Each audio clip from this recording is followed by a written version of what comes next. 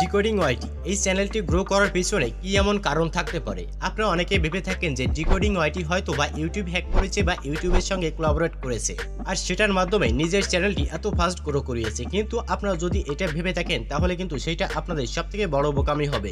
কারণ এক কথায় বলা হয় যে ইউটিউবের সঙ্গে কখনো কোলাবোরেট করা যায় না বা ইউটিউব কিন্তু হ্যাক করা যায় না।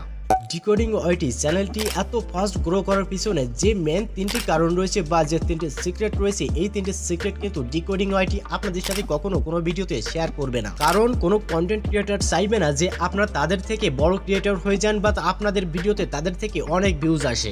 চ্যানেলটি গ্রো করার পিছনে সব থেকে মেইন কারণ হচ্ছে ডিকোডিং ওয়াইটির high CTR thumbnail. Decoding YT কিন্তু সবসময় জন্য হাই সিটিআর থাম্বনেইল তৈরি করে থাকে। এমন ভাবে সে থাম্বনেইল তৈরি করে যে থাম্বনেইল দেখলে আপনারা কিন্তু ভিডিওতে ক্লিক করতে বাধ্য হবেন। আর যদি আপনাদের থাম্বনেইলটা আই ক্যাচি হয় তাহলে কিন্তু আপনাদের অডিয়েন্সে আপনাদের থাম্বনেইলে ক্লিক করবে এবং আপনাদের ভিডিওটা কিন্তু ওপেন করবে। আচ্ছা, শুধু কি আপনাদের থাম্বনেইলটা ভালো হলে আপনাদের ভিডিও ভাইরাল হবে? কখনোই নয়। কারণ আপনাদের থাম্বনেইলটা ভালো হলে আপনাদের সিটিআর বাড়বে। আর আপনাদের ভিডিও ভাইরাল করতে গেলে আপনাদের তার সাথে অডিয়েন্স রিটেনশনটা বাড়াতে হবে। আর অডিয়েন্স রিটেনশনটা বাড়াতে হলে আপনাদের কিন্তু অবশ্যই ভিডিওতে অডিয়েন্স ধরে রাখতে হবে।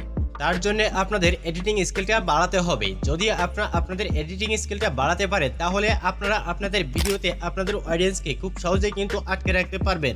আর আপনারা কখনোই এক ভিডিও ক্লিপস বারবার ব্যবহার করবেন না। আপনারা যদি একই ভিডিও ক্লিপস বারবার ব্যবহার করে থাকেন তাহলে কিন্তু আপনাদের অডিয়েন্স বোরিং হয়ে যাবে আর আপনাদের ভিডিওটা স্কিপ করে চলে যাবে। তাই আপনারা চেষ্টা করবেন প্রতি 5 থেকে 7 সেকেন্ড পর পর আপনারা কিন্তু ভিডিও ক্লিপস পরিবর্তন করবেন। আর আপনারা সবসময় জন্য চেষ্টা করবেন আপনাদের ভিডিওতে এমন কিছু দেখাতে যেটা দেখলে আপনাদের অডিয়েন্স ভিডিওটা দেখলে একদমই বোরিং হবে না। যেমন আপনারা ভিডিওতে sound effect, text, PNG, emoji এসবগুলো অ্যাড করার চেষ্টা করবেন। এসবগুলো অ্যাড করলে হবে কি আপনাদের অডিয়েন্স কিন্তু কখনোই বোরিং হবে না আর আপনাদের ভিডিও কিন্তু তারা ধৈর্য সহকারে দেখবে আর আপনাদের অডিয়েন্স রিটেনশন কিন্তু বেড়ে যাবে আর আপনাদের ওয়াচ টাইমও কিন্তু সেই সাথে বেড়ে যাবে। ভিডিওটা কিন্তু ভাইরাল হওয়ার পথে এগিয়ে যাবে।